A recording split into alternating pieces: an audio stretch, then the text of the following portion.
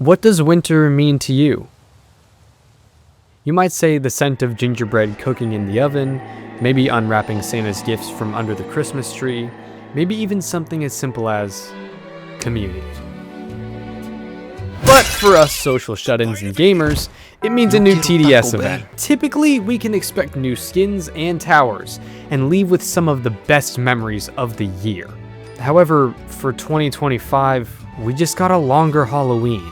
Now, yes, it's better than getting ghosted by Paradox and Games for 8 months, but it's just not the same as it was. The final act pulls us away from the cozy, festive feeling of the past TDS Christmases and drags us back to October. So, in honor of the holiday that shaped Roblox's most iconic tower defense game, we're going to recap every single TDS Christmas, the good and the bad, to answer the question, why did TDS skip Christmas this year? And most importantly, will we even get a Christmas event in 2026? I think we will, and I think I can even predict what it'll be. So, enough yapping, grab your hot cocoa and a comfy armchair, because we're about to re-experience TDS one Christmas at a time. God, I feel like Matt Pat. It's 2019. Unknowingly, Tower Defense Simulator has just released one of its most iconic winter events. Now, you should know that it's not iconic for its flashiness or shiny mechanics, but actually for the opposite. The lobby embodied the simplicity of 2019 Roblox. It had a childish, carefree atmosphere with a great sense of community.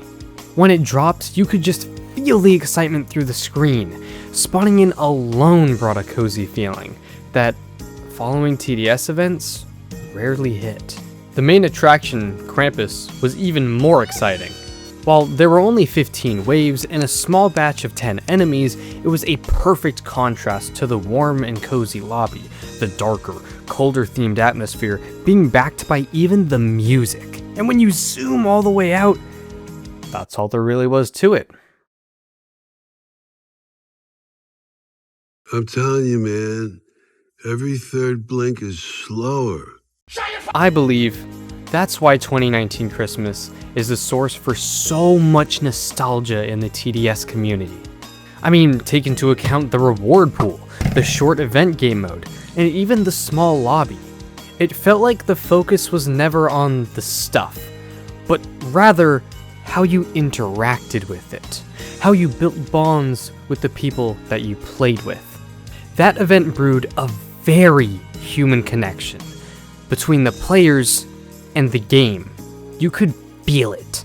To me, that's what Christmas is all about. That's why 2019 is so iconic. Not for its rewards, but for who you enjoyed those rewards with. But no event, not even Christmas 2019, screams Tower Defense Simulator like 2021.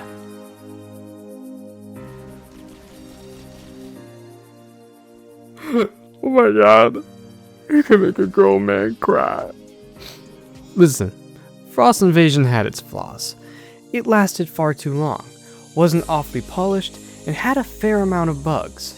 But based on how many people killed Frost Spirit, you could tell this event holds a special place in many, and I mean many, of our childhoods. But why has Frost Invasion been regarded as TDS's best Christmas? Well, come to think of it, screw Christmas. Why has Frost Invasion been regarded as TDS's best event ever? Well, it could be like 2019, right? The small reward pool, short event, and very festive feel? Just on a better scale? No, that can't be it. The lobby wasn't even that festive. The game was significantly bigger than it was in 2019, and the event mode itself was on a whole nother level compared to the previous Christmas. I think the answer isn't a one-size-fits-all. I think the answer is gamers in 2021 had the perfect conditions to make the best memories of our lives with our friends. For example, I was a huge Fortnite player that year. For me, Fortnite was my Frost Invasion.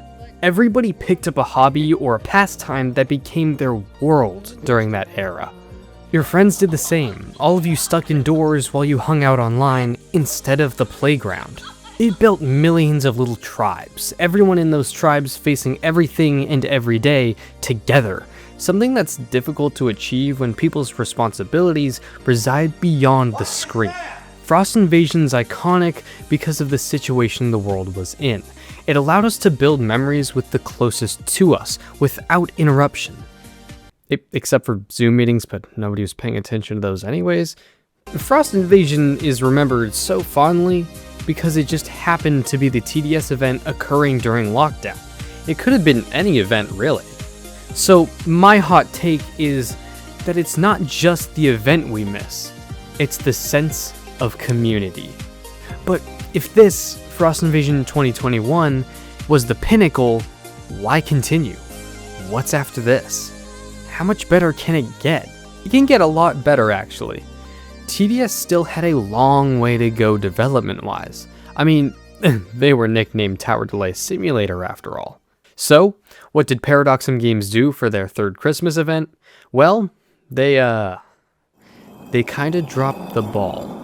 Don't get me wrong, Violent Night was their most modern feeling event. In just 1 year, they had increased skin quality immensely and revamped their lobby for a third time. But two things can be true at once. It's an event that players often forget, and understandably so. TDS delivered an event that felt like it wasn't backed by the charm past Christmas events had. Its biggest flaw was in its map design, a complete rip from the previous event, Duck Hunt. A map design majority of players already weren't happy with. Aside from that, the new tower, Elf Camp, was a fun spawner to play with. However, beyond Elf Camp, we felt like Paradoxum mildly brewed Violent Night, releasing it not out of love, but to get participation points with their community. It looked like TDS had plateaued. They shot for the stars and hit them too early. And that would be true if they didn't have a generational comeback in the tail end of 2023. Now, we're gonna need some context. It's October. The TDS Discord is on lockdown, players are flooding Twitter, and YouTubers are ripping into Paradoxum Games' newest event. Lunar Overture caused absolute chaos, there's no doubting that. But was the backlash deserved? Well, you judge. This event was riddled with bugs, delayed updates, and broken reward systems. TDS's reputation was in freefall, and to be honest, it had been in freefall since Violent Night. To leave it on a positive note, the season pass was cool. Man, how was this a comeback? Just give me a minute. Something emerged from the ashes of the fire that was Lunar Overture. An entire Christmas event. From scratch. In just 2 weeks. You would expect an event made in just 2 weeks to be terrible, right? Especially considering Paradoxum Games just came off of Lunar Overture. With a full-blown season pass, 20 waves, a fresh lobby, several gift boxes, and brand new UGCs, let's just say Krampus's Revenge was a complete 180. TDS introduced an event that actually held up, improving every category of their previous events. Lobby quality was the best it had ever been. Rewards were built with attention to detail. The game mode was a great balance of challenge and replayability, and, not to mention, the sheer volume of new features. Even if some of them weren't too popular. But aside from that, there isn't anything to complain about. No longer did TDS's pulse feel like it was being kept alive because it thrived in the past, but its pulse was now the one thriving, feeding off of the community, and the community giving that love right back. Krampus's Revenge had set the stage for 2024, arguably the best year TDS had ever had. As Paradoxum Games shocked us with banger after banger after banger update, bringing some of the most long-awaited, anticipated features and removed aspects of Tower Defense Simulator, players had no reason to expect any disappointment when it came to the Christmas event for that year. In fact, we couldn't have seen what was coming. This time, they were bringing back the event that's the sole reason most of you are even watching this TDS video. Frost Spirit. Operation Ice was an excellent blend of community, rewards, and gameplay. For starters, the event itself threw complete curveballs. It felt much fresher than past events. The rewards were abundant and high quality. And best of all, the community came together. 40,000 players. Tower Defense Simulator finally did it. What they'd been attempting for years. A Christmas event that combined every improvement of Paradoxum's past mistakes. This is the most polished the game had ever been. So, what happened this year?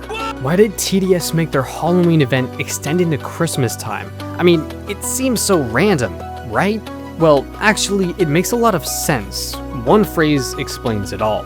History repeats itself. Just look. Krampus's Revenge was based off of 2019 Christmas, Operation Ice was based off of Frost Invasion, and the final act is based off of Lunar Overture.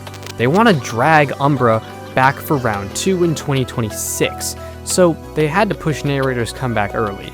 To me at least, that makes sense. It feels like a very telling theme, and you do know the one boss we have not seen come back yet is Mecha Claus. So, there's my prediction for 2026. Mecha Claus makes a return with some vengeance arc, of course, and it's up to us to stop him for, like, the millionth time with every single one of these bosses. But at the same time, did TDS really need to cut a Christmas event for narrator? Like, he wasn't even that cool anyways.